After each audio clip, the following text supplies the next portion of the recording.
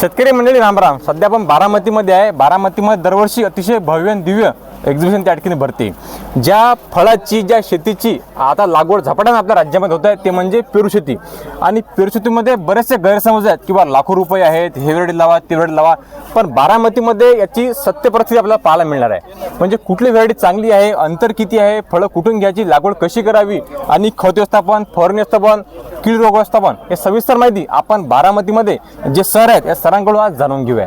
Sir नमस्कार. नमस्कार sir, आपल्या महाराष्ट्रामध्ये पेरूची लागवड हे खूप शेतकरी करतायत. हो. ठीक आहे ना, कारण बरेचसे व्हिडिओ जे पाहता किंवा लाखोचं उत्पादन आहे, खूप टन जाते. तर आपल्याकडे जे व्हेरायटी आहेत हे व्हेरायटी कुठले आहेत आणि याचा शेतकऱ्यांना फायदा कसा होऊ शकतो? हो. नमस्कार शेतकरी मित्रांनो, आपण पाहू शकता की इथं आपल्या केविकेमध्ये आता सध्या उपलब्ध 4 व्हरायटी आहेत. फर्स्ट व्हरायटी जी आहे ती पिंक तैवान, सेकंड नंबरला आहे ती गुजरात रेड आहे, 3 नंबरला सरदार आहे आणि आपल्या केविकेची जी आहे ती रत्नदीप व्हरायटी आहे. तर पहिल्यांदा आपण पिंक तैवान ह्या व्हरायटीबद्दल जाणून घेऊया. तुम्ही पाहू शकता की ह्या व्हरायटीला किती फळं किती लागलेली आहे, फळधारणा. तर पहिल्यांदा आपण जर ह्या व्हरायटीची प्रत्येकी एक रोपाची किंमत बघायला तर 25 ते 30 रुपयामध्ये हे रोप अवेलेबल होऊन जाईल.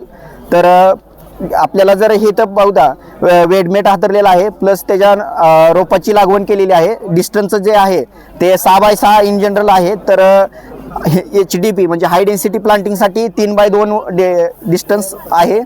त्यामध्ये पिंक तैवान ह्या व्हरायटीचं वैशिष्ट्य असं आहे की एक पेरूचं वजन जवळपास 700 ते 800 ग्रॅम म्हणजे पाऊण किलोपर्यंत हा पेरू 1 किलोपर्यंत पण जाऊ शकतो आणि एका झाडाला.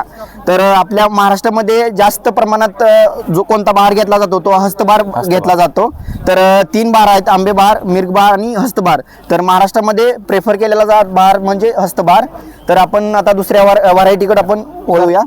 आपण हे जे रोपं शेतकरी बांधायला लागले तैवान पिंकचे, हे कुठून आपण शेतकरी आपले बांधव घेऊ शकतात?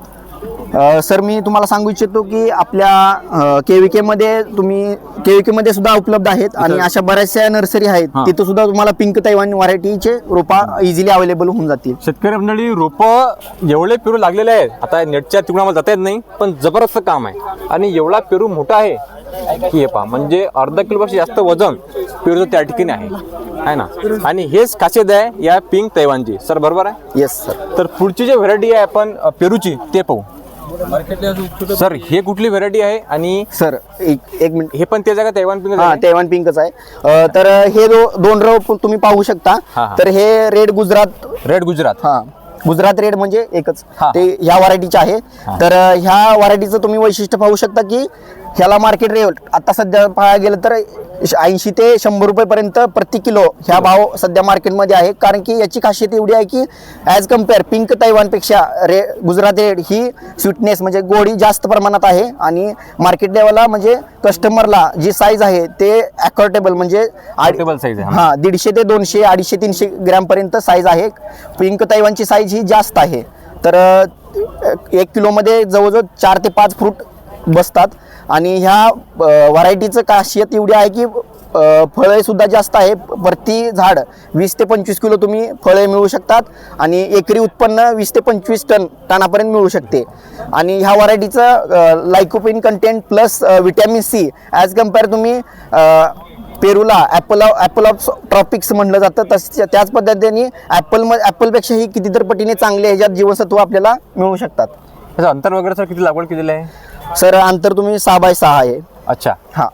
आणि हे पूर्ण मल्चिंग आपण? हा, मल्चिंग आहे. मल्चिंग म्हणजे ट्रॅडिशनल पद्धतीने शेतकरी फक्त असंच येते.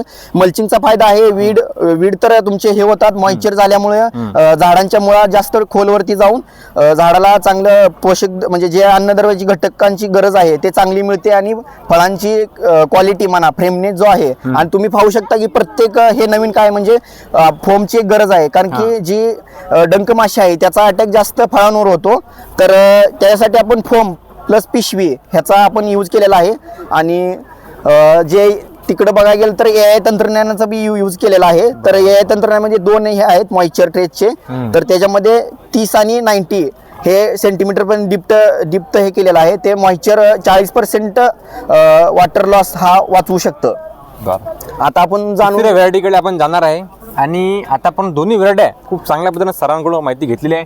तिसरी ही व्हरायटी आहे सर कुठली व्हरायटी आणि फायदे कसे आहेत? ही सरदार व्हरायटी आहे. ही खूप व्हरायटी जुनी आहे. तर लखनौ L49 लखनौ ही जी आहे तर UP मधून ही व्हरायटी आहे. तर ह्या व्हरायटीची सुद्धा खासियत एवढी आहे की ह्या व्हरायटीला खूप फळं आहेत आणि ह्याच्यामध्ये सीडची जी क्वांटिटी आहे ती जास्त आहे. म्हणजे जवळजवळ 20 ते 25 सीड एका फ्रूटमध्ये मिळतील. पण स्वीटनेस बघायला गेलं तर सगळ्या व्हरायटीमध्ये सरदार व्हरायटी आहे जी गोड आहे आणि जशी एक देशी म्हणतात तशा पद्धतीने ही व्हरायटी म्हणजे गोड खायला चांगली आहे. अंतर वगैरे सर्व सेम आहे सर्वांचं? हा सर, ह्याचा डिस्टन्स जरा जास्त जवळ आहे, 5x5 मध्ये दिसेल तुम्हाला. अच्छा. Plant to plant. आणि झाड जास्त वाढत नाही काय? हा सर, जरा डॉर्फ राहतं. हां, म्हणजे हा. चला, तर 3 व्हरायटी आपण पाहिलेल्या आहे. चौथी शेवटची व्हरायटी आपण पाहणार आहे. नेक्स्ट लास्ट व्हरायटी जी आहे ती रत्नदीप आहे. ही KVK मध्ये तयार केलेली व्हरायटी आहे. ह्या KVK मध्ये व्हरायटीचं वैशिष्ट्य असं आहे की ही रेडमध्ये पल्प आहे याचा आणि याची टेस्ट जी आहे ती स्वीट आहे. अच्छा. शेतकरी मंडळी 4 पूर्वीच्या व्हरायटी आपण पाहिलेल्या आहे. शेतकरी बंधूंना आतापर्यंत फक्त पिंक तैवान किंवा सरदार माहीत आहे जास्त करून.